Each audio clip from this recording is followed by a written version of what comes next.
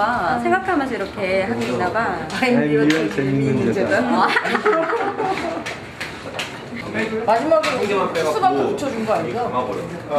완전 엄청 좋아했어. 아까 봤지 표정. 회사 이틀에 왕관 나는 무슨 우주인? 아이언맨 이런 생각. 표정이 뭐냐면 정의가 막 붙일 때는 표정이 다 좋지 않았어. 근데 이거 얼굴 딱 그거 붙여주니까 얼굴이 달라졌어. 생각이 없었어요. 오늘은 작업이 아닌 작업보다는 말이니까 그냥 편하게 했죠. 근데 작품할 때는 이제 죽었어요. 거의 나 아까 이렇게 찍어서 얘기를 설마 뒤에 뭐가 있을까 뭐 이런 생각? 근데 이건 은근히 그런 건 있는 것 같아. 왜냐하면 그 퍼포먼스가 혼자서 이렇게 하는 거 많이 봤잖아요. 봤는데 이렇게 같이 하고 그러니까 그쵸? 그러니까 우리 김 작가님은 이렇게 경지에 오르셨어. 사람들을 아까 말한 레벨이 그러니까 있다는 그거 아까 맨 내가 밑에 있는 사람들은 자기 혼자 한단 말이야. 저 뭐 하는 거야 도대체. 알 수가 없어. 그거는 하급. 근데 이제 올라가다 보면은 사람들하고 그러니까 늘 보면 다른 분들하고 하는 거 보면 작가님 거는 어쨌든 와 닿아요. 뭔 말인지 뭔지 모르니까 각자 해석을 하고 달라서 뭔가 이렇게 와 닿는 게 있는데 다른 양반들은 어려운 게 많지. 아는 척을 해줘야 돼. 몰라도 내가 아는 척을 해야 내가 지식인이 되는 듯한 그런 느낌이 드는 부담감이 있는데 그냥 직관적으로 와닿는 느낌이 드는 것 같아요. 이게 아까 그 딱 질문한 그 대중과의 소통 이런 부분들을 또 바로 이렇게 하고 그다음에 재밌는 거 뭐냐면 표정들을 본 거야. 근데 정익이나 이제 두 분의 이제 점차 이 몰입하는 머리 쓰고 막 이렇게 하는 이런 표정들이 나타나는 거야. 그리고 남의 거 뭐 하는 거 관찰을 하는 내가 하려고 하는 거 누가 먼저 하는 건 아닌가 뭐 이런 생각. 원래 담배를 제가 먼저 피려고 그랬어요. 그치 괜찮다 이러면서 막 이런 거. 근데 그런 것들이 점차 빠져들어가는 그런 표정들이 있더라고요. 네. 그거 지켜보는 재미도 있더라고요. 이게 상당히 재밌어요. 직접 해보면은. 근데 은근히 이게 자기 성격 같은 거 나올 것 같아 정말. 예, 어떤 분들 진짜 거칠게 하는 분도 그게 계시고. 있을 것 같아. 하다가 에이씨 해가지고 그럴 수 있지 않을까? 담배 불었다가 딱 얼굴에 닿지 못하겠지만 그리고 일단 하신 분들이 되게 좋아하니까 솔직히 말해서 재밌었어? 우리가 안 들어요. 되게 싫어했잖아. 뭐지? 이러는 거부할 권리 있다 그렇게 얘기를 했는데 안 하더라고. 재밌었어요. 할수록 아티스트의 전임을 그런 자루가 프로스 아카데미 가겠는데. 좋죠. 그리고 보니까 이게 이어지는 그런 게 있더라고. 하나하나 사람들이 보고 지켜보는 게 되게 재밌더라고. 근데 이거 하면서 처음에는 말씀하셨다시피 멈치 게임처럼 내 걸 먼저 하면 어쩌지? 그런 생각도 있었고 그리고 하면서 내 행동이 앞 사람 거를 다시 뒤엎어버리는 행동을 하다가 처음에 막 그런 거 하니까 내가 얼마나 규율이나 규정에 알게 모르게 무의식적으로 이렇게 섰던 사람이었나 그런 생각이 들어요. 그 짧은 시간에 생각도 많이 했어. 그냥 그대로 가자. 편하게 하자. 하고 싶은 대로 하자. 네. 처음에는 그랬다가 이게 놀이 개념이죠, 사실. 그러니까 너무 진지하는데 진지하고 좀 애매하고 어렵고 이런 게 그러니까 제가 생각하는 코드는 뭐냐면은 항상 재미적인 부분하고 사유적인 부분 이것만 같이 말씀드렸다시피 이 두 가지 야, 이게 지금 아까 필요하다고 얘기만 듣다가 직접 해보니까 약간 말씀하신 이런 것들 중간중간에 약간 떠오르는 느낌? 그러네요. 하다 보니까. 근데 보는 사람들도 약간 그 재미가 있었던 것 같아요.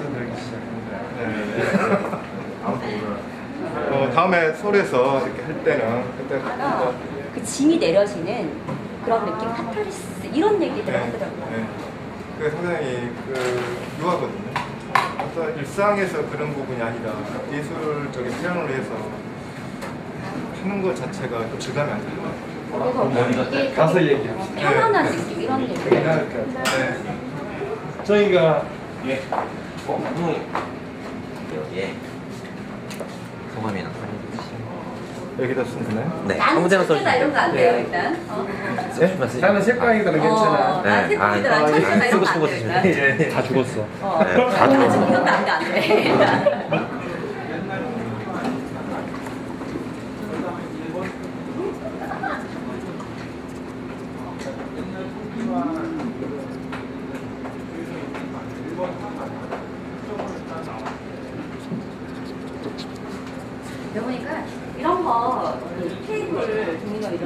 퍼포먼스를 랜스드라고 해도 괜찮을 것 같아요. 랜스드라고. 좋은 아이디어네요. 내지는 라이벌들 이런 네. 네, 감사합니다. 고맙습니다. 네. 여기 이제 뭐 야외다 보니까 뭐 편하게 이렇게 생각하시면 될 것 같습니다. 예. 뭐 이렇게 딱딱하게 생각한 것보다는 뭐 이렇게 담배도 한 대씩 피시고 이렇게 예. 저 역시도 이렇게 이렇게 좀 편안한 분위기 자체가 좋은 것 같더라고요. 예.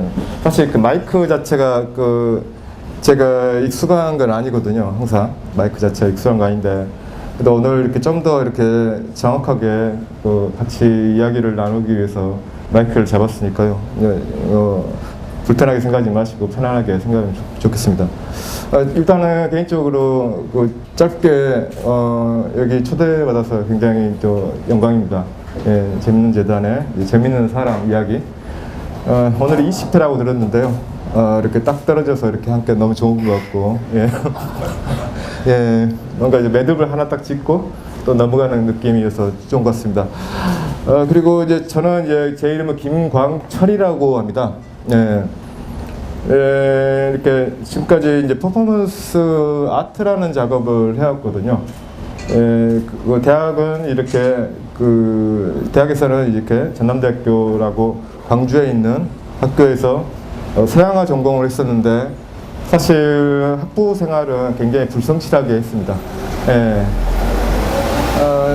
그때 이제 제가 생각했던 것은 좀 더 이렇게 대학이라는 것 자체가 저는 좀 더 들어오기 전에 좀 두 가지 이유가 있었거든요. 하나는 좀 대학을 좀 늦게 들어왔는데 대학이라는 것 자체가 저한테는 좀 이렇게 생각을 줄 수 있는 여유 시간을 줄 수 있는 그런 부분이 하나 있었고, 또 하나는 대학은 좀 더 특별할 것이다. 중학교나 고등학교의 시스템에 의해서 보다는 좀 더 특별할 것이라고 생각했었는데, 대학에 이렇게 가서 이렇게 제 주관적인 어떤 거지만은 상당히 중고등학교의 연장성산이라는 그런 느낌을 많이 받았습니다. 그래서 여기서는 뭐 특별하게 제가 할 것은 없고, 그래서 이제 독자적으로 뭔가를 모색하기 시작했는데, 이제 대학교 2학년을 마치고 1년 정도를 이렇게 휴학을 했어요. 휴학을 하고, 이때 제가 생각했던 것은 명상을 좀 해보자고 했습니다. 원래 20살 때 선불교하고 이렇게 신비주의나 도교 쪽을 좀 접하게 됐는데요. 그때 영향이 저한테는 상당히 큰 영향을 준 것 같습니다. 예. 그래서 이 명상이라는 것 자체가 제게는 너무 피곤하다. 그러니까 이제 늘 제 내부에는 심리적 압박이랄지 사회 부적응, 그리고 제도에 대한 어떤 거부감들, 이런 것들이 상당히 뿌리 깊게 있어서 사회생활을 하는데 상당히 애로사항이 많았었죠.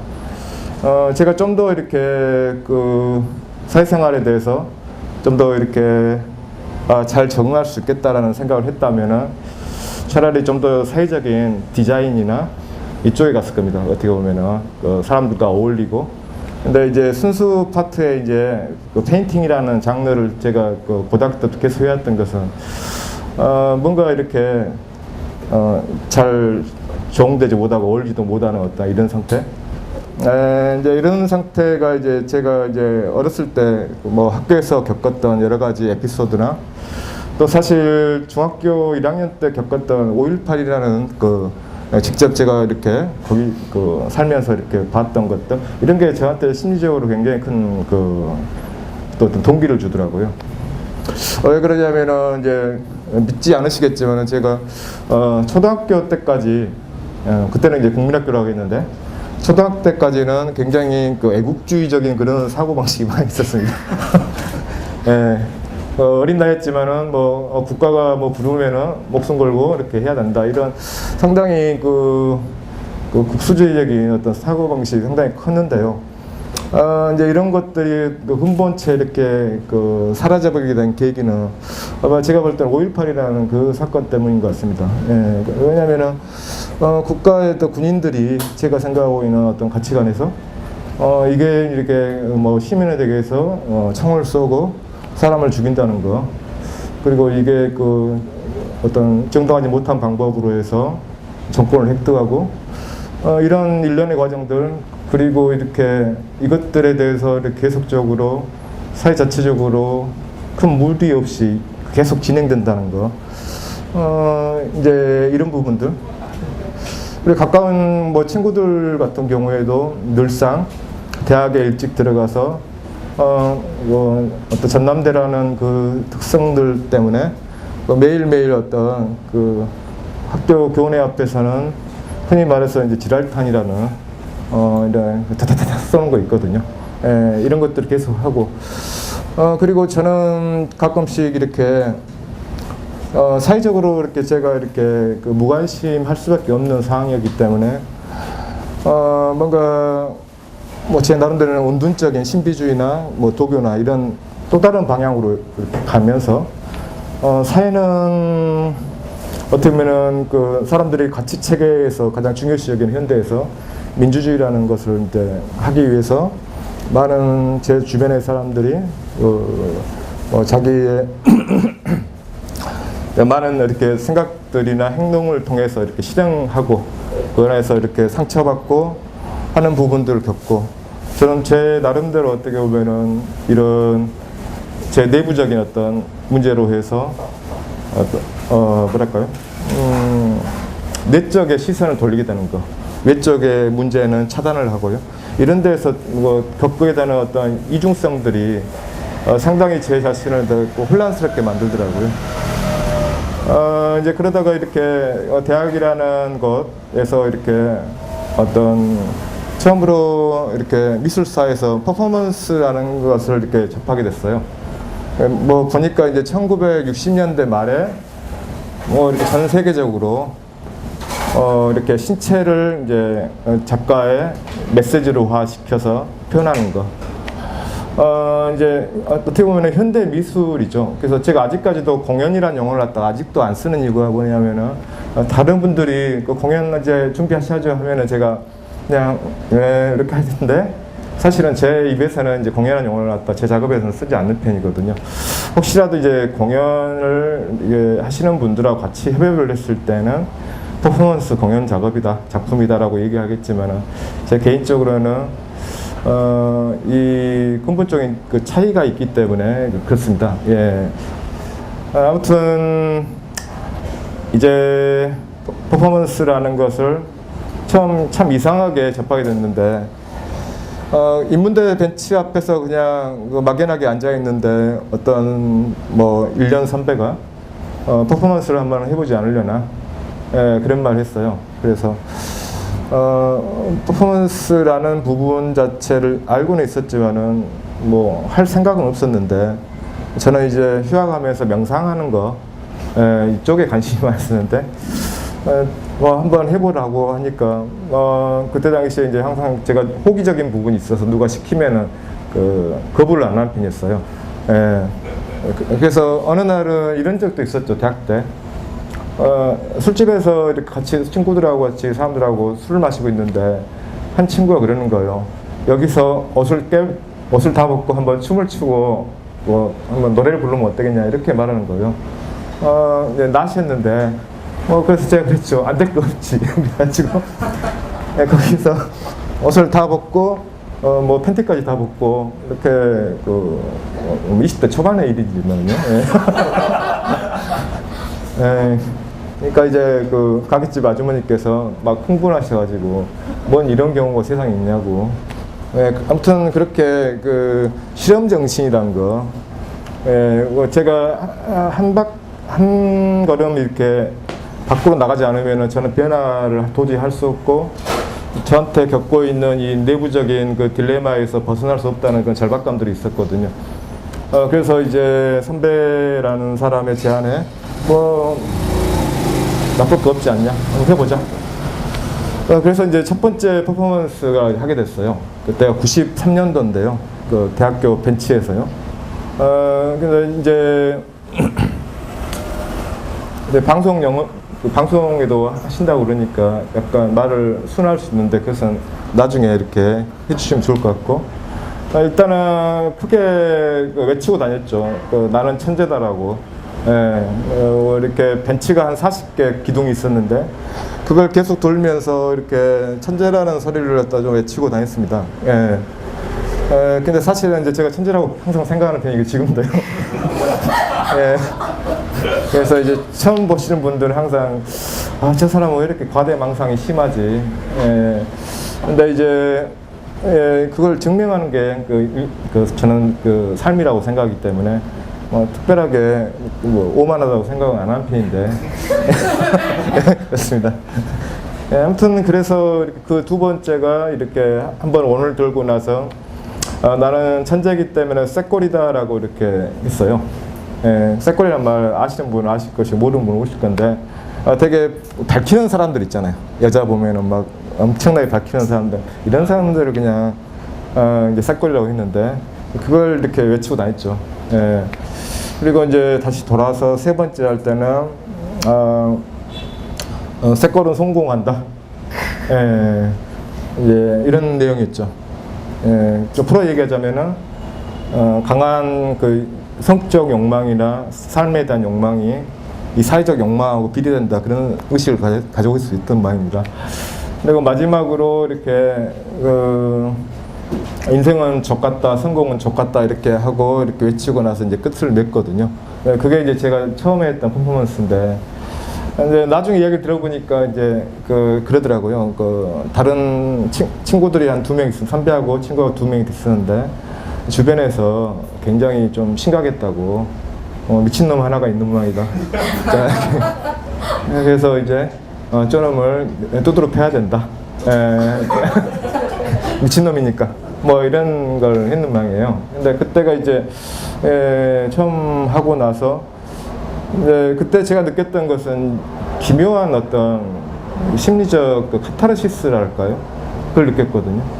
그러니까 한 10분 정도 시간을 달라고 이렇게 하고 10분 동안 생각하고 하겠다 했는데 그 10분 동안에 이루어지는 그 심리적 압박감이랄지, 거기서 뭔가 표현을 쥐어짜서 뭔가 이야기를 만들어내야 한다 할지, 이런 것들이 하나의 그 목적화 되면서 내부적으로 굉장히 이렇게 뭐랄까요, 긴장의 극대화가 되더라고요.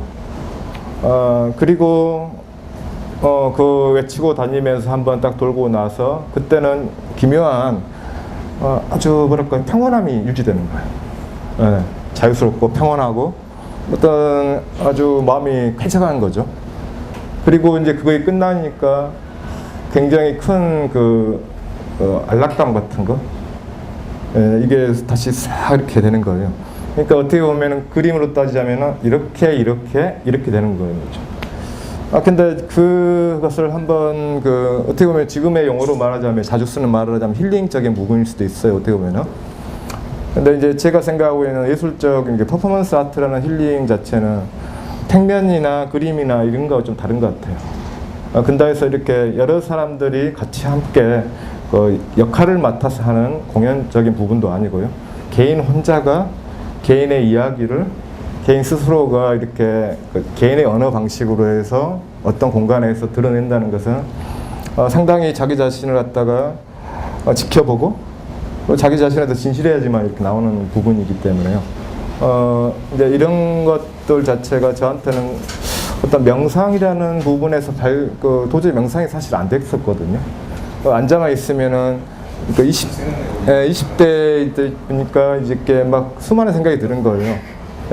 예전에 이렇게 굉장히 괴로웠던 일들, 그리고 이제 사회적으로 이렇게 문제시 됐던 어떤 그런 사건들, 뭐 이런 수많은 것들이 또 여자 생각들, 이렇게 수많은 생각이 들다 보니까 앉아서 하는 게 불가능했는데, 그때 한 번의 순간으로 해서 이것도 움직이는 동적 명상으로 활용하면 되겠구나, 이런 생각하게 됐죠. 그 뒤로 이렇게 제가 이제 스스로 일주일 동안 퍼포먼스를 갖다가 계획을 잡게 됐어요. 근데 그 당시 때 이제 퍼포먼스를 하시는 분들이 거의 없었거든요. 예. 그래서 이제 그 심리적인 압박감은 또 다른 방식이더라고요. 한 달 후에 하겠다고 생각했는데 한 달 동안 잠을 제대로 못 자게 된 거예요. 예. 그리고 안절부절하고 뭐 지금은 이제 사람 여기 계시는 분들이랄지 아니면은 지금 하고 있는 아카데미랄지 이런 분들은 굉장히 자유스럽더라고요. 어떤 기회와 장만 되면은 압박감을 이겨내고 표현하는. 근데 제가 처음에 그 21년 전에 했을 때는 그게 잘 안 되더라고요. 예. 그래서 어쨌든 그 미션을 저한테 주어진 미션을 마치고 나니까 그때부터 제가 완전히 좀 여기에 빠져드는 것 같아요. 계속적으로 활동을 하게 됐죠. 네, 그게 이제 제가 이렇게 퍼포먼스 아트라는 장르를 하게 된 동기적인 부분이죠. 네. 혹시 중간에 뭐 질문 같은 거 있나요? 혹시 궁금하신 거? 편하게 질문 왔다 갔다 하시는 네. 컨셉. 네. 그냥 그럼 좀 편안하게 네. 그 사람들이 보는 퍼포먼스 아트 이게 뭘까 이렇게 안 잡히는 게 있어요. 안 잡히는 게 있는데 그걸 길게 설명하지 마시고 네, 짧게. 네. 짧게 이렇게 딱 하면 쉽게 와닿으니까 네. 그런 거 가능할까요? 네, 좋습니다. 네, 많은 분들이 그 공연예술하고 퍼포먼스 아트하고 굉장히 많이 이게 과연 어떤 차이하고 차이가 있는가 이런 얘기를 많이 물으시거든요. 그리고 한국에 계신 거의 대부분의 퍼포먼스 작가분들도 거의 대부분이 영어를 이제 공연해야지 이렇게 영어를 써요. 근데 제가 나름대로 제 혼자서 이렇게 연구를 하다 보니까 공연이라는 말을 갖다 굳이 쓸 필요는 없다는 생각이 드는 거예요. 왜냐하면은 이건 미술 작품이기 때문에요. 예. 그러니까 단지 이제 매체적인 이런 뭐 나무나 이런 기본적인 물감이라 이런 사람이 살아있지 않는 매체를 쓴 미술 작품들은 보통 보면은 이제 박물관이나 많이 있지 않습니까? 어떻게 보면은 뭐 흔히 말해서 부산 비엔날레, 광주 비엔날레, 과천 현대미술관도 역시 어떻게 보면은 다 전부 다 어떤 물질을 가지고 이렇게 작품화 시키고 작가들의 메시지를 담아낸 거잖아요. 그런데 이제 퍼포먼스라는 것은 단지 이제 물질을 갖다 가지고 사람이 사용하기는 하는데 육체 자체가 이렇게 도구화 되는 거죠. 예, 육체 자체가요.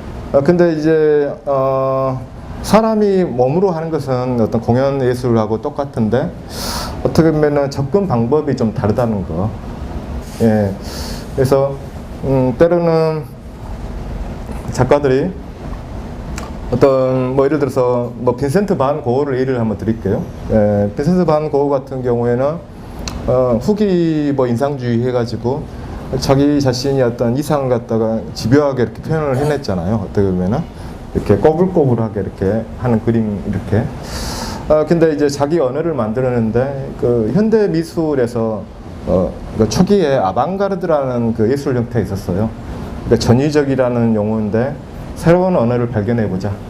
근데 그 사람들은 목적 자체가 뭐냐면은 기존의 언어들을 이렇게 파괴시키고 새로운 언어를 계속 양성을 해야 된다. 이게 예술의 목적이다. 이렇게 아주 극단적으로 생각하시는 분들이었죠. 근데 퍼포먼스 작가들은 아직도 그 생각을 아직도 갖고 있는 거예요. 어떻게 보면요. 그래서 상당히 비경제적인 삶을 살아가는 경우가 많이 있습니다. 퍼포먼스 작가들이. 예, 예, 그러니까요. 그래서 그분들은 아마 이제 저같이 약간 골수적인 사람들이 몇 명 있거든요. 그러니까 예술적 이상을 가지고 자기 자신의 메시지를 구현시키기 위해서 어떤 자본주의 시스템 안에서 말이 안 되는 자기 길을 가는 거죠. 어떻게 보면은. 예. 그 길은 상당히 아주 독특한 길입니다. 예.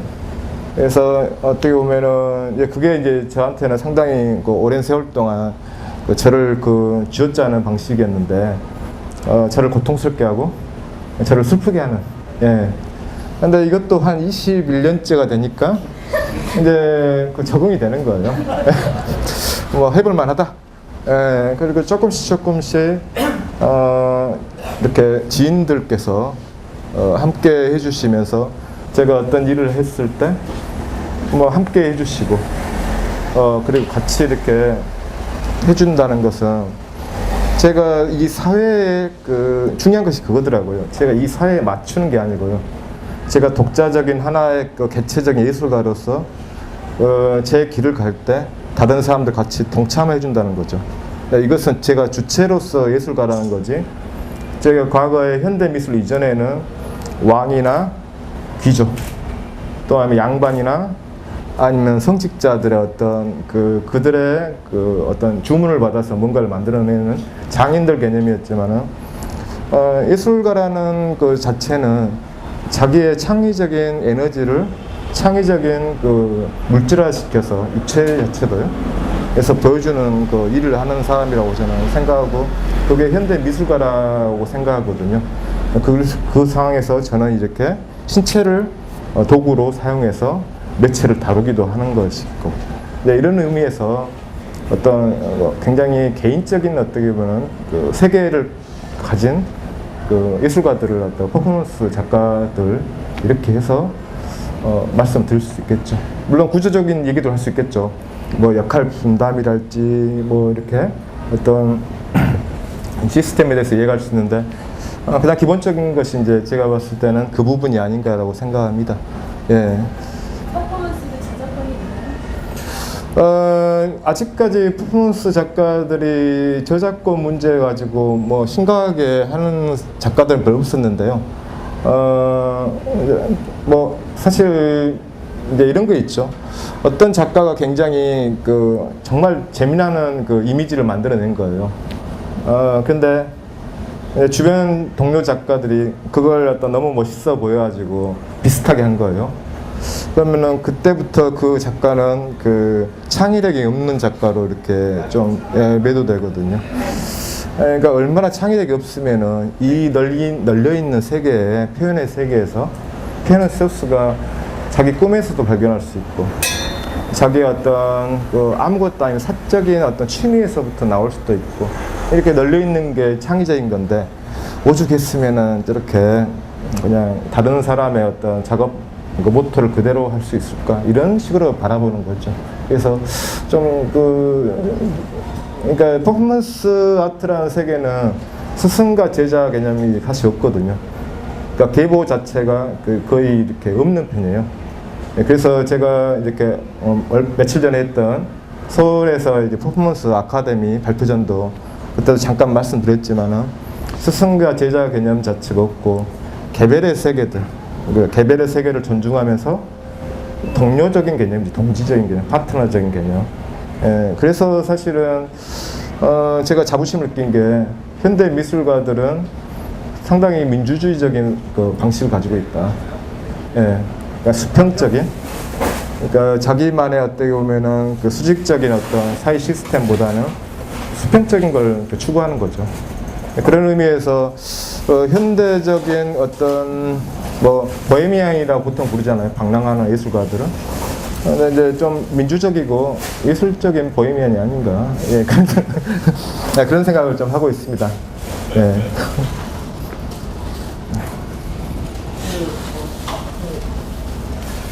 이런 건 없다고 하셨는데 그래도 쭉 예전부터 해왔던 아티스트들 중에서 존경하는 분이랄까 소개를 해주고 싶은 그런 아티스트가 있으신가요? 예, 존경의 개념이 딱 두 가지 개념으로 또 나눠지거든요. 저 같은 경우에는 하나는 저보다 먼저 작업을 했던 선배들은 이제 좀 멋지게 말하면은 에너미라고 적적인 부분이 있습니다. 그러니까, 그러니까 한편으로는 정중의 대상이나 존경의 대상이 아니고요. 저 사람의 목을 쳐야 돼. 이런 거 있는 거죠. 근데 그 말을 잘못 이해되면은 상당히 오해될 수 있는 여지가 많아요. 왜냐하면 저 사람이 쌓아놓은 업적이나 예술을 거부하는 거다. 그러니까 저 사람이 어떤 그동안에 가진 것을 빼앗는 거다. 그런 개념이 아니거든요. 그러니까 어떻게 말하면은 현대 미술은 기존에 가지고 있는 예술적 자체를 계속적으로 새롭게 탈바꿈시켜야 되는 그런 것이 있거든요. 그래서 이제 전문 선수 작가라고 할게요. 선수 작가들은 그걸 알거든요. 사실 그 퍼포먼스 아트가 아직까지 한국에서나 그 세계적으로 경제화적인 부분에서 아직 되지도 않았고 그걸 별로 관심도 없어하는 것 같아요, 작가들이. 그렇지만은 이제 그분들이 생각하는 것은 굉장히 좀 치열한 거죠. 우리는 예술 전쟁을 하고 있는 거다. 제가 영어로 따지자면요. 그래서 상대를 존중하면서도 상대를 갖다가 예쁘게 목을 쳐줘야 된다는 거. 이런 부분들이 상당히 있습니다. 그래서 이제 제가 생각하고 있는 그 2세대 그 작가분들 있지 않습니까? 한국에서 처음. 근데 그분들한테 제가 느끼는 감정은 역시 두 가지로 너무 존경스럽다. 그렇지만 저분을 위해서 그리고 모든 것에 그 세계의 어떤 걸 위해서 저분을 넘어서야 된다. 이러지 못하면은 저는 그 사람 밑에 있는 추종자밖에 안 되고 그러면은 예술가로서 길이 아니다. 그러니까 현대 미술이란 게 참 그게 있는 것 같아요.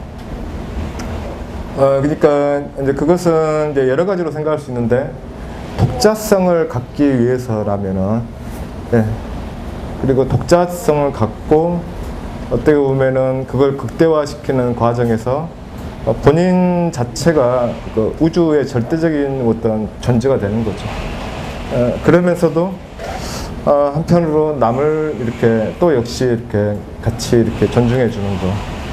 좀 이해가 좀 참 비유가 잘 되시나요? 어떠나요? 그 말을 이해하려면 제가 예전에 기분이 그렇습니다. 제 같은 경우에는 일단은 그 두 분을 추천드리고 싶어요. 이제 군산에 계시는 이곤영 선생님이라고 있어요. 군산대학교 이렇게 교직하시고 그리고 이렇게 한국에서 초창기 때 퍼포먼스하는 작가들이 좀 여러 분이 계셨어요. 근데 그 뒤로도 아직까지도 왕성하게 그 어떤 작품이랄지 아니면 자기 세계를 갖다가 이렇게 구축하신 분들, 좀 그 퍼포먼스라는 것이 개념 미술에서 파생됐기 때문에 상당히 개념적인 작업을 하시는 분이신데 이곤영 작가님을 추천드리고 싶고요. 또 제 분야에서는 또 다시 서울에 계시는 송능경 선생님 두 분을 좀 추천드리고 싶습니다. 이게 퍼포먼스가 기록하고 연관해서 남길 수 있는 그러니까 이게 작가가 작업을 해야지 나타나는 기록으로 이상하게 뭐 영상을 잡든 그런 게 작업이에요. 그러니까 이제 그 퍼포먼스라는 것은 그 즉석에서 이루어지기 때문에 상당히 기록의 중요성이 상당히 많은 편이죠. 근데 또 그러면서도 제가 이제 제 개인적으로 그 기록적인 부분하고 라이브적인 부분은 완전히 다른 편이거든요. 그래서 이제 뭐 어떻게 보면은 이제 기록을 계속 다 하는 거죠. 지금까지 자기가 해왔던 것들 영상이나 사진으로 다 기록을 하고 몇 월 며칠 날 뭘 했고 또 하나가 뭐냐면은 이렇게 그 퍼포먼스 같은 경우에는 텍스트가 상당히 중요한 편이거든요. 그래서 그 글을 갖다가 자기가 뭘 했는가를 글을 쓰는 거 갖다 계속 만들어내는 거죠. 그래서 나는 이걸 왜 했고 내가 추구하는 바는 뭐고 내가 그 생각하는 세계관은 그리고 앞으로 어떤 비전들 같은 거 이런 것들을 계속 끊임없이 이제 글로써 작성하는 거죠. 그 작업에 대해서도 또 작업 이외의 어떤 전반적인 줄기에 대해서도 이렇게 해 나가는 거거든요. 그래서 저 역시도 지금 한 거의 8년 9년째 매일매일 그 주기차게 작업에 대해서 이제 글을 쓰고 있거든요. 그래야지만이 자기가 뭘 하는지, 자기가 어떤 생각을 가지고 뭘 하는지를 갖다 알 수 있으니까요. 작가로서. 그래서 기록이라는 부분은 저는 이제 두 가지, 뭐 세 가지로 생각하는데, 첫 번째는 이제 어떤 작업을 펼칠 때 이 찰나의 순간적으로 이루어지지만은 이것들을 사진이나 동영상이나 이런 기록들, 그리고 이제 최근 같은 경우는 뭐 SNS 이렇게 해서 뭐 많은 사람들한테 많이 이렇게 알려줘야 된다는 거. 그리고 또 한편으로 뭐 기록이 이렇게 내년 정도 지금 책을 좀 생각하고 있거든요. 그동안에 이제 작품 생활을 하면서 제가 타인들한테 작품을 통해서 들려주고 싶은 부분이 이제 있다고 생각이 되기 때문에, 네, 그것을 책으로 해서 이제 들려드리고, 네, 그런 거죠. 예. 그리고 또 하나 이렇게 말씀드리고 싶은 게, 올해 한 11월 달에 영화를 하나 만들거든요. 네, 이렇게, 저예산 독립 영화인데, 네, 이 영화 자체도 어떻게 보면 퍼포먼스라는 요소하고 굉장히 연관이 되거든요. 네, 그래서 계속 예술가라는 게, 제가 생각하고 있는 현대 예술가, 제가 생각하는 예술가는 민주적 방식을 가지고 공존을 하면서 정복자적인 그 방식 같이 결합된 거라고 생각합니다. 현대 예술가는. 그래서 어떻게 보면은, 그러니까 말이 좀 이상한데, 민주적이고 수평적인데 정복자적인 것 개념이 같이 가는 거죠. 근데 사실 제가 생각하고 있는 제 퍼포먼스 자체가, 베이스 자체가 다중적인 그 개념이 같이 혼재되어 있는 방식이거든요. 그래서 굉장히 사람들이 봤을 때는, 제 퍼포먼스 봤을 때는 이게 이런 말이구나 하고 쉽게 알 수가 없습니다. 예. 근데 단지 제가 원하는 것은 딱 그 두 가지가 있거든요. 재미적인 거하고 또 하나는 사유 공간을 만들어내는 거. 이 두 가지에 저 같은 경우는 초점이 돼 있었고, 차후에 이렇게 제가 세 번째로 중요한 거라고 생각하는 가치 문제는, 차후에 이제 타인들이 이렇게 해줄 문제들이지 제가 뭐 만들어야 할 문제는 아닌 것 같고요. 근데 여기 보면은 재미있는, 이렇게 재미가 상당히 중요하다고 생각합니다. 예. 그리고 또 하나가 사유. 예. 예술 자체는 저는 헐리우드 엔터테인먼트적인 영화하고 좀 다른 점이, 예술은 사유를 만들어낼 수 있어야지 좋다는 겁니다. 과거의 예술가들은 사실은 계몽주의나 선도주의적인 요소들이 강했거든요. 초창기 때는요. 사실 그때는 그럴 수 있다고 생각합니다. 근데 지금의 시대는 제가 볼 때는 계몽주의는 좀 아닌 것 같다는 생각이 들어요. 왜냐하면 계몽주의는 뭐냐면은, 나는 지식인인데 너희들은 지식을 몰라. 그렇기 때문에 내가 가르쳐 주겠어. 이게 초창기 60년대, 70년대 때 냉전주의 이후에 어떠면은 그 사람들을 깨우쳐주고 하는 거, 분명 그것이 예술 안에서 있지만은, 제가 생각하고 있는 것은 뭐냐면은 어떤 공간을 갖다 이렇게 만들어주는 거죠. 한번 생각을 해보자.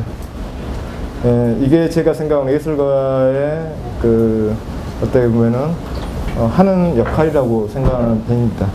네. 제일 기억에 남는 공연이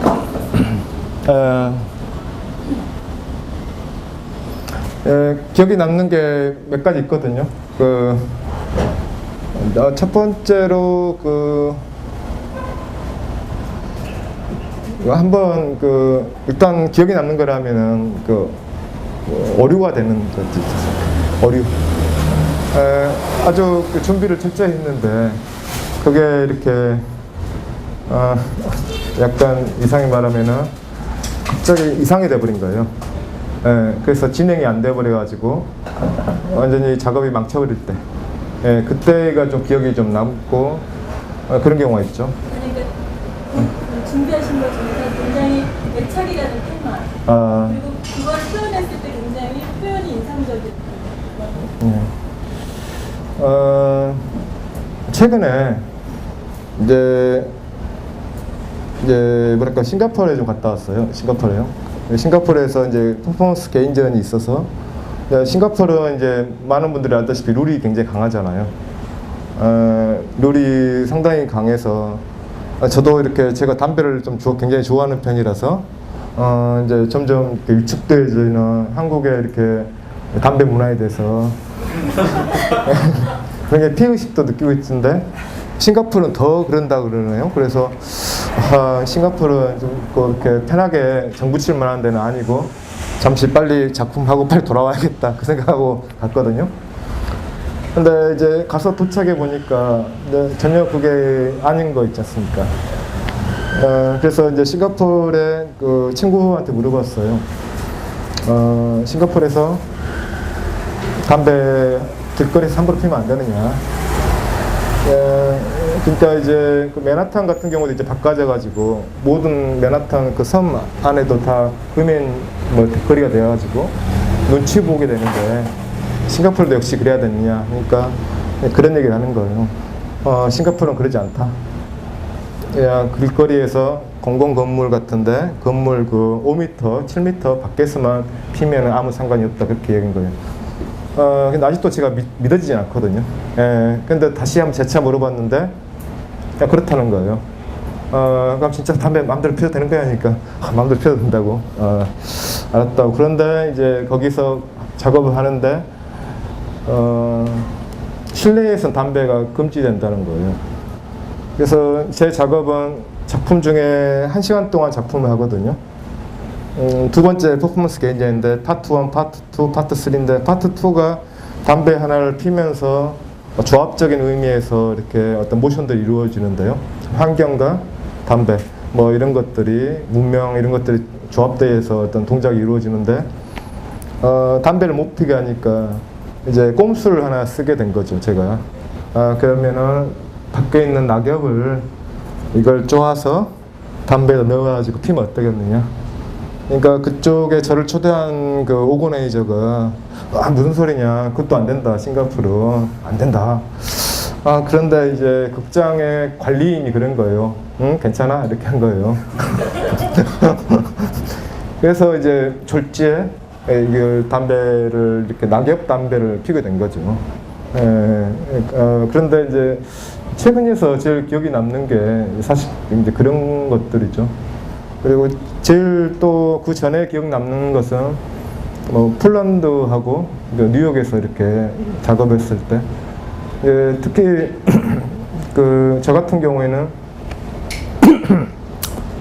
죄송합니다. 예, 저 같은 경우에는 그 한국에서 어떤 퍼포먼스 씬 자체가 없어요. 사실 씬 자체가 사실 거의 없다고 생각할 수도 있다고 저는 생각합니다. 어떻게 보면은.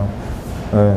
왜냐하면 작가들이 퍼포먼스 작가들이 활동할 수 있는 그 자리 공간들이 별로 없기 때문에 저 같은 경우에 자연스럽게 어떻게 보면은 국외로 시선을 돌릴 수밖에 없더라고요. 제 활동 범위 자체가 한국에서 이렇게 했을 때 너무 작업하기도 어렵고 이해 자체도 힘들기 때문에 그리고 이제 한국은 이제 관 위주로 주로 이루어지다 보니까 관의 특성은 항상 제가 볼 때는 그런 것이 있거든요. 좀 문제되면 안 돼. 그래서 혹시라도 이슈화 되거나 알려져서 이게 되면은 이거 큰일이야. 이것은 공무원 입장에서는 밥그릇이 이렇게나 뭐 승진 문제나 이런 문제가 굉장히 되기 때문에 어떻게 보면은 관에서 진행하는 어떤 문화 행사들이 항상 그 역동적인 그 문화적 파워를 갖지 못하고 제가 봤을 때 자본적인 부분으로 무난하게 흘러갈 수 없는 부분은 제가 볼 때 그 시스템 때문이라 저는 그렇게 생각하거든요. 근데 이제 문화라는 것 자체는 사실 그 줄타기라고 저는 생각하는 편이에요. 약간 아슬아슬하면서도 이렇게 위태위태한 이게 자체가 사실 문화의 그 재미라고 생각하는 편인데 이제 그런 부분이죠. 잠깐 말이 잠깐 3000% 갔는데 예, 그렇습니다. 죄송합니다. 아무튼 국제적인 무대에서 판이 큰 데서 예를 들어서 제가 작업을 했을 때 저는 제일 재밌는 것 같아요.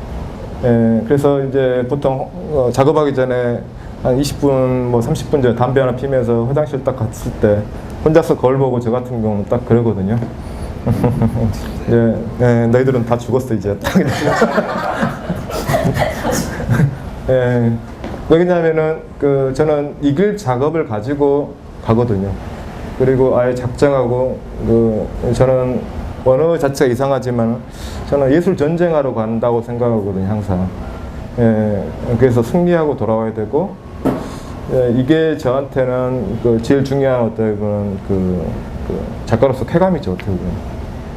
예, 예, 그렇습니다.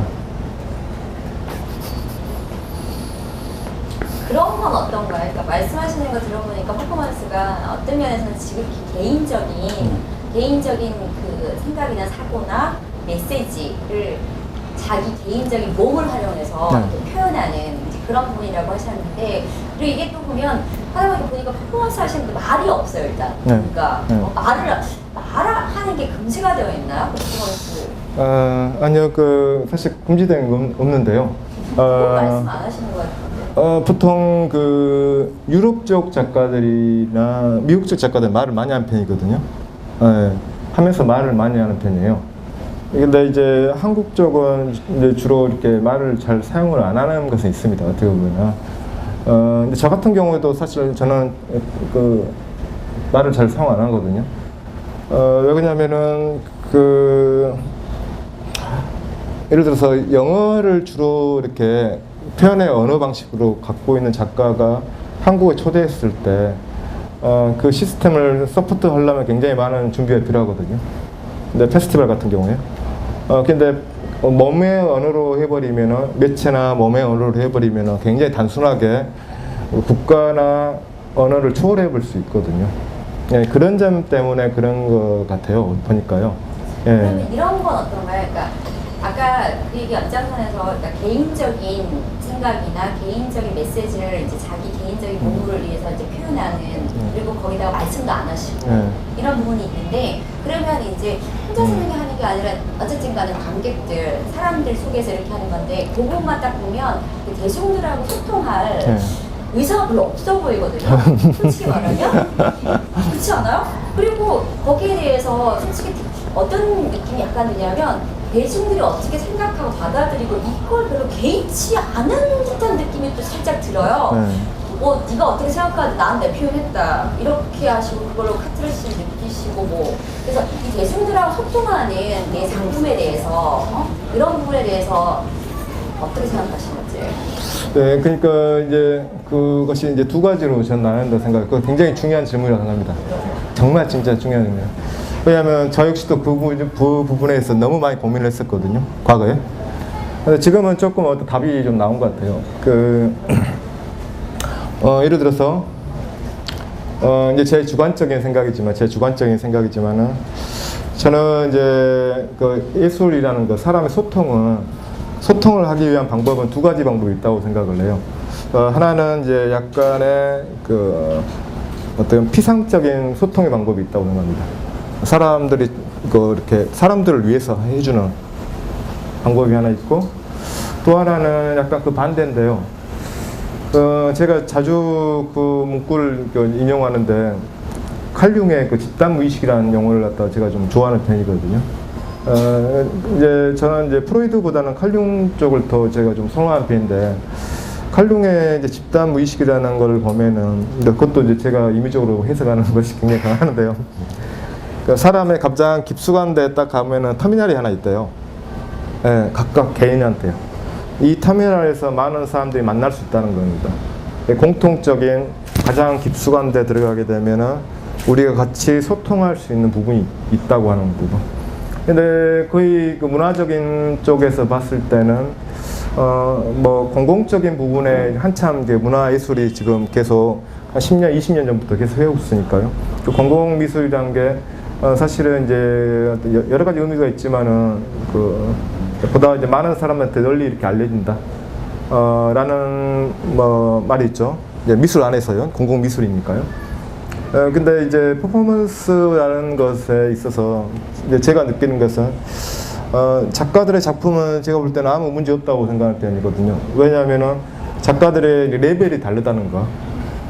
그러니까 이렇게 처음 퍼포먼스를 하는 사람들 하고, 어떻게 보면 중간에 눈이 뜨지 못하는 작가들이 있고, 눈이 뜬 작가들, 그러니까 어떻게 보면은 레벨이 다르다는 거죠. 그 차원의 레벨에 다다른 작가들은 이해되고 안 되고 문제를 떠나서 그냥 직감적으로 다가오는 것이 있거든요. 어떤 방식이든지 그냥 문을 두드린 거죠. 머리를 두드리든 가슴을 두드리든 두 개를 두드리든 어쨌든 간에 이걸 두드리는 방식이 있고 그리고 이제 기획하는 쪽에서 사실은 그것이 가치를 만들어줘야 한다고 생각하는 편이거든요. 사람들하고 연결될 수 있게끔. 근데 한국의 퍼포먼스 자체가 지금 한 50년 가까이 됐어요. 이제 처음 생겨나서 전 세계도 거의 대부분이 다 그 정도 시간이 됐거든요. 근데 제가 왜 지금까지 한국 퍼포먼스 아트 자체가 어떻게 보면은 이제 초창기 어떤 우연이나 즉흥의 이슈에서 그 사람들의 그때는 우연 즉흥 참 해괴하다 이런 것 때문에 주목을 많이 받게 됐죠. 저 사람 이해가 안 된다. 근데 그 뒤로 갔을 때는 이게 좀 더 체계화되고 학문화되고 미학화돼야 된다고 생각하는데 그 역할을 못한 거였어요, 사실은. 그래서 그 초창기 어떤 이슈화적인 부분들이랄지 그 학문화되는 부분 그리고 관객하고 이렇게 같이 만나게 되고 대중과 만나게 되는 부분들에 있어서 기획하는 쪽에서 굉장히 그 준비를 해야 되거든요. 예. 그리고 이제 그걸 보는 사람들이 총체적으로 이 예술, 퍼포먼스 아트라는 예술이 어떠한 쪽으로 우리가 이해하고 접근해야 되고 같이 소통을 나눠야 되는가. 그리고 굉장히 뭐랄까요? 되도록이면은 굉장히 기획적인 부분하고 최고의 그 레벨에 다루는 작가들이 같이 왔어서 같이 이야기 나누고 이런 것들이 함께 같이 공존해야 된다는 거죠. 근데 사실 그게 그동안 실패했던 거죠. 네, 그러니까 그 비주얼로만 그동안 계속 가버린 거예요. 비주얼로만. 그러니까 그 일반 사람들이 봤을 때는 그냥 이해 안 되고 해괴망측하고 아니면은 도저히 그 소통이 안 되는 이런 쪽으로 되는 거죠. 제가 지금 이제 퍼포먼스 아트 페스티벌 작년 광주에서 했었는데 사실 너무 적은 예산으로 해서 어쨌든 크게 만들었거든요. 근데 다시 그렇게 못 하겠더라고요, 사실. 예, 다시. 이제 지금은 뭐냐면은, 두 번째는 이제 시스템을 만들어서 이 가치를 사람들하고 공유하고 아카데미를 제가 하는 이유는 사실 그런 이유거든요. 아카데미에서 이제 그 중에서 지금 광주, 서울에서 좋은 작가들이 나와서 그분들이 퍼포먼스 씬을 선도할 수도 있는 것이고요. 또 그렇지 않더라도 그 사람들이 그 과정을 겪어가면서 삶에 있어서 굉장히 다른 경험들, 창작의 경험들 이제 경험하고 느끼고, 예, 그리고 타인과 같이 이렇게 소통할 수 있는 자리를 하나하나 만들 수 있다는 거.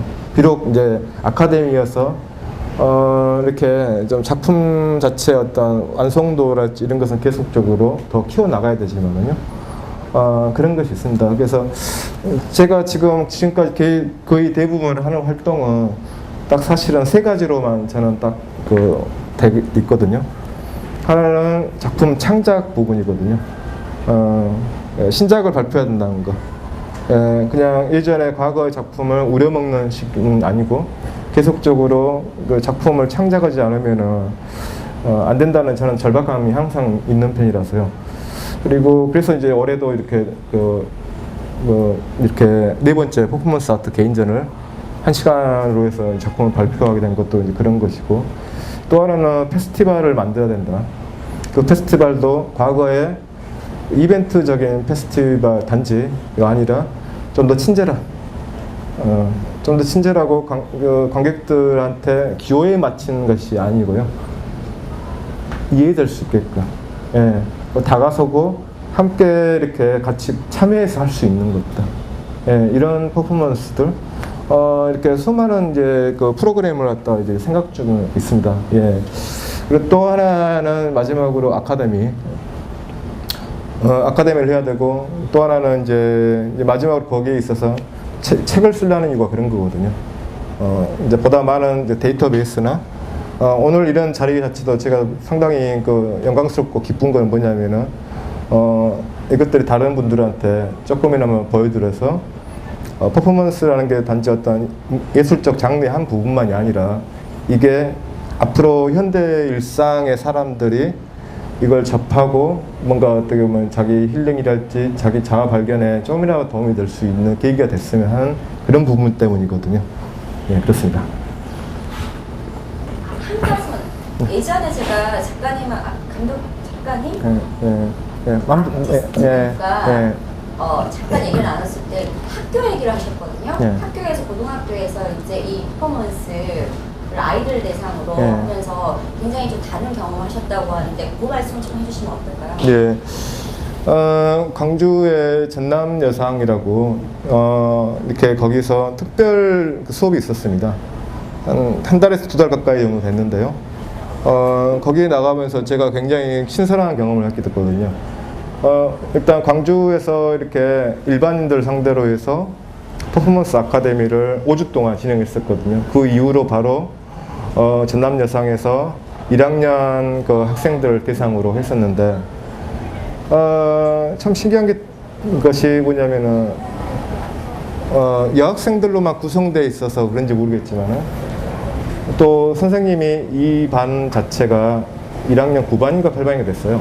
근데 이 반 자체가 너무 이렇게 아이들이 구성이 좋다. 근데 그 구성이 아무리 좋다 하더라도 제 상식을 좀 넘어서는 거 있지 않습니까? 예. 뭐냐면은 어떤 퍼포먼스라는 걸 이미 아이들이 수용을 하고 있더라고요. 아이들이. 그리고 제가 이야기를 갖다 간략하게 기본 설명만 했을 때도 아이들이 그걸 해석을 하는 거예요. 예, 자체적으로. 팀을 짜서 했는데요. 6명씩. 근데 그 아이들이 이제 제가 이제 이야기한 거죠. 제일 중요한 건 말이야. 얘들아, 너희들 이야기를 해야 돼. 물론 너희들 여러 명이니까 내 얘기 할 수 있고 내 얘기 할 수 있지만 중요한 것은 너희들 이야기, 너희들이 지금 갖고 있는 생각들을 이야기하는 것이 제일 중요한 거지. 그게 제일 중요해. 선생님들한테 예쁘게 보일 생각하지 말고 물론 이제 장학사님이 이렇게 나중에 오시기로 했는데 포인트는 사실 장학사님이 아니거든요. 예, 퍼포먼스 자체 이 수업은 너희들이 하고 싶은 너희들의 감정들을 이야기해야 되는데 여기 선생님은 이제 가이드로서 내가 서포트만 할 거야. 그러니까 이제 이야기는 너희들이 만들어보고 같이 한번 해보자. 그래서 이제 한 5번 정도를 테스팅을 하면서 아이들이 계속 거기에 이제 재미를 느낀 거죠. 그래서 선생님 저희들은 자유를 표현하고 싶어요. 이렇게요. 제목이 이제 큰 주제가 권태였는데 이상의 권태를 한번 해봤는데 그것도 이제 저는 그랬죠. 권태라는 주제에 너무 집착하지 말고 연상만 하면서 너희들 생각해봐라. 그러니까 자유나 따분함 이런 것들 표현하는데 나중에 한 학생들 팀이 5팀이 이렇게 딱 끝나자마자요. 장학사님께서 얼굴이 완전히 경직되어 있는 거예요. 예. 그러면서 이렇게 말을 못 하는 거예요. 한동안. 그래서 이제 제가 그 느낌을 알 수 있을 것 같아요. 왜냐하면 굉장히 기분 나쁘지 않는 그 충격을 받은 거예요. 그러니까 그 말씀을 하시더라고요. 이런 것은 처음 느끼는 느낌이다. 거의 대부분의 이런 아이들 학예나 발표전 갔을 때는 다 비슷했다.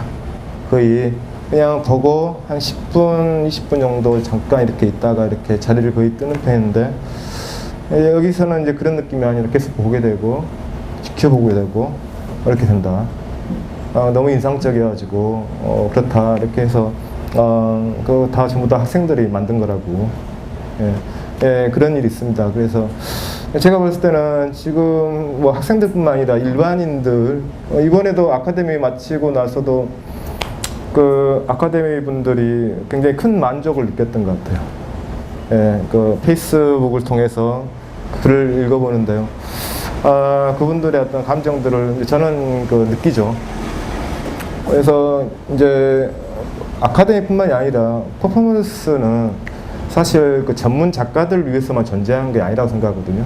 전문 작가들의 작품을 보여준다는 건 굉장히 중요한 부분이거든요. 그래서 페스티벌에 있는 거지만은 또 한편으로 사람들이 아주 작은 예술적 체험을 할 수 있다는 거, 간단하지만요. 그래서 이제 지금 이렇게 간단하게 한 15분 정도 이렇게 제가 작품 중에서 아주 심플한 작품이 하나 있어요. 같이 함께하는 테이블 도미노 작업인데 그걸 한번 해보면 어떨까 하는데 괜찮을까요? 네. 네, 좋습니다. 그러면은 이제 두 분이 필요하시는데요. 두 분이 함께 작업하는데 이제 뭐 룰은 중요한 거 아닌데 그래도 기본 룰이 있습니다. 사물을 자기가 버려도 되는 사물 2개만. 사람을 먼저 시작하세요. 예. 자, 앉아. 네, 자, 이왕이면은 남성분 한 분, 여성분 한 분이면 좋을 것 같아요. 예. 네, 또 한 분. 예. 자, 모두 다 눈을 내리까시고 이렇게 네, 핸드폰을 이렇게 보시면서 7명의 여성분들이 전부 고개를 심지어 나까지 자, 그러면은 아까 처음에 한번 했는데 어땠어요? 예, 예, 예. 자.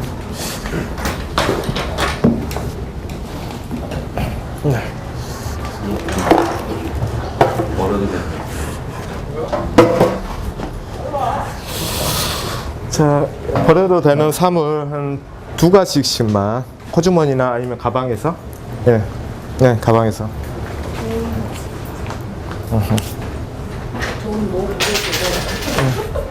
제 자신을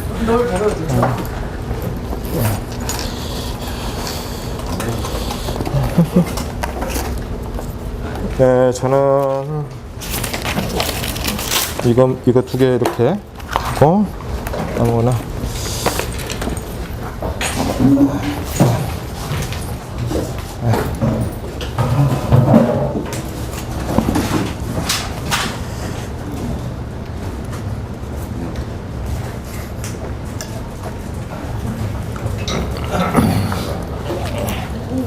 네, 자, 이쪽으로 살짝, 예, 자리를 이쪽으로 한번, 예.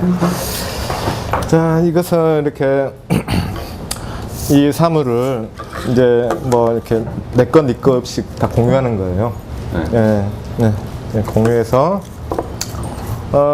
이제 순서를 돌아가면서 이걸 그냥 자기 마음대로 하는 거예요. 마음대로. 네, 뭐 짧게 해도 되고, 뭐 예를 들어서 한 2동작, 3동작을 같이 해도 되고요. 예, 상관이 전혀 없거든요. 네. 예, 그러니까 순서를 갖다 그러면은 이렇게 한번 돌아가죠. 그러면은 이렇게. 그러면은 잠깐 제가 먼저 할까요? 아니면 제가 먼저? 예. 지금 박정익 사무국장님 명함. 네.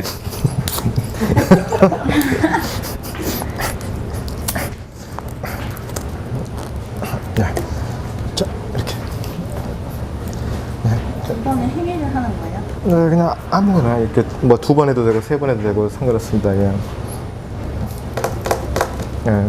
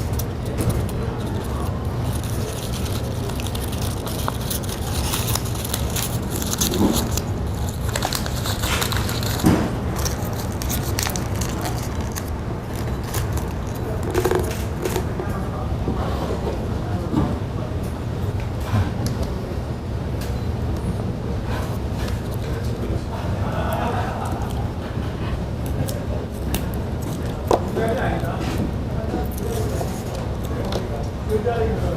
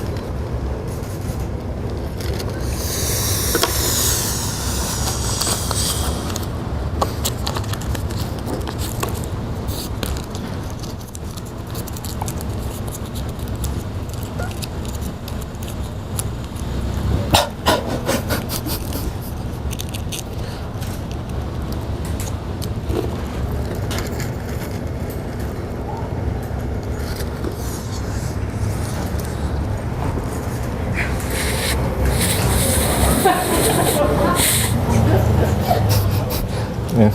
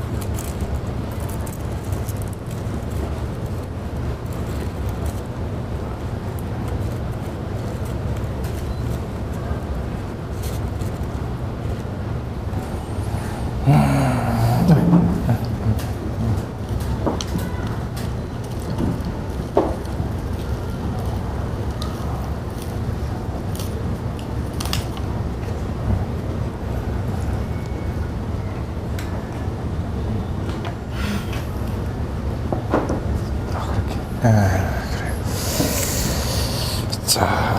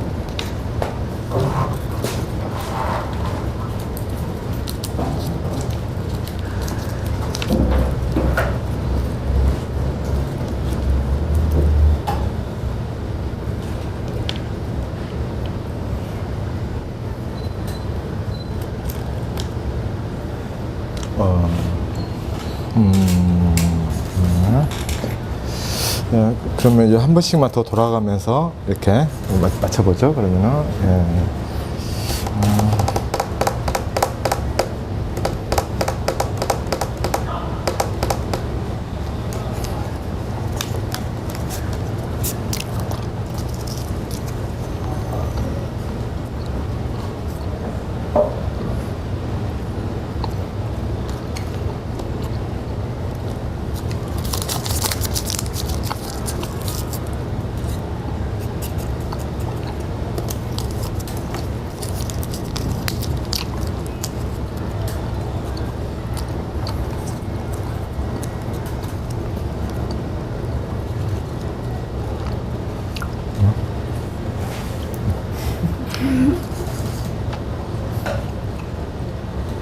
여기 사물에 있는 것만 해야 되나요? 아니면은 사람을 이용해도 되나요? 사람이, 예. 기본 룰이 이렇다는 거지. 그 뭐 넘어도 뭐 상관이 없는 건데.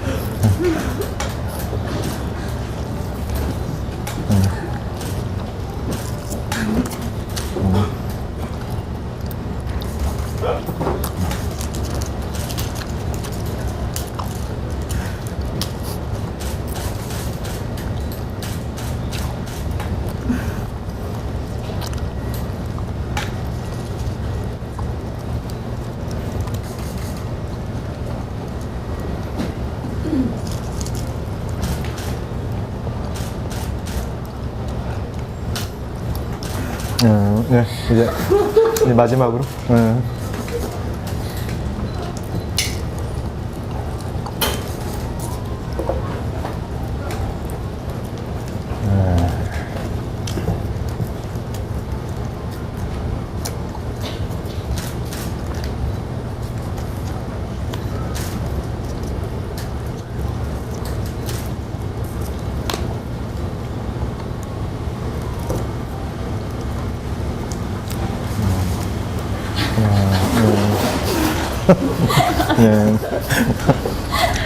네, 이렇게, 고맙습니다. 두 분 더 약속. 예. 지금, 이제, 뭐, 테이블 도미노라고, 제가 세 번째 퍼포먼스 아트 개인전을, 북경 798이라고 문화특구가 있어요. 북경 베이징에요.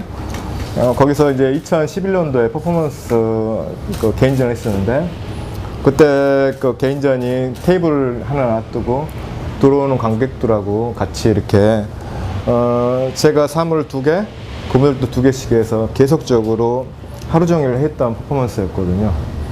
그러니까 한 15분, 20분씩 하고 또 다시 어떤 관객들 오시면은 또 하고 했는데, 중요한 게 할 때마다 다 틀리는 거예요. 예, 사람들 성향이나 사물들 뭐 떼는 거, 그러니까 즉흥에서 계속 이루어지는데, 근데 이제 여쭙고 싶은 게 먼저 이렇게 하는데 기분이 어떠신가요? 그때 느낌이랄지 이런 거. 그러니까 일단 제 차례 앞선 사람이 어떤 행위를 하나 관찰하게 되고요. 그러니까 그거랑 왠지 연관지어서 어떤 행위를 하면 좋을 것인가. 그러니까는 이제 뭐 흔히 말하는 바둑 둘 때 몇 수로 생각을 한다 이런 거랑 그리고 이제 일단은 의미 찾는 거에 좀 약간 생각을 하는 것 같아요. 어떤 의미일까? 재밌지 않았었나요? 더 하고 싶어요. 더 하고 싶어요.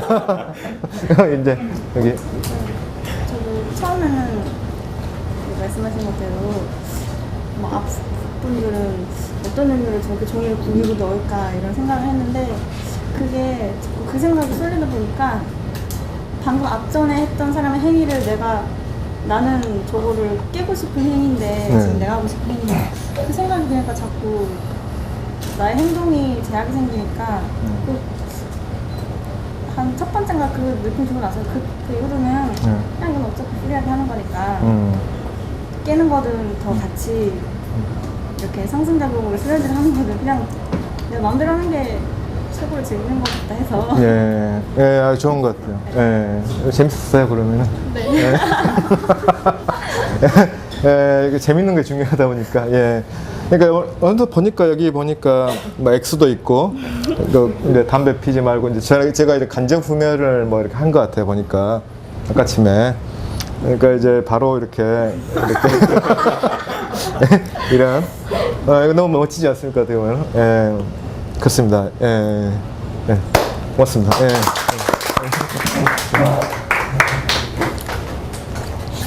뭐 이제 이렇게 뭐 전체적으로 제가 할 수 있는 이렇게 뭐 시간 안에서 할 수 있는 얘기는 한 것 같아요. 뭐 페이스북에 이제 제가 종종 이렇게 자유스럽게 글을 쓰기도 하고 하니까요. 물론 읽기에는 좀 그렇게 좋은 얘기 아닐 수도 있는데 뭐 이렇게 와셔서 이렇게 또 자리해 주시면 좋겠습니다. 예, 예.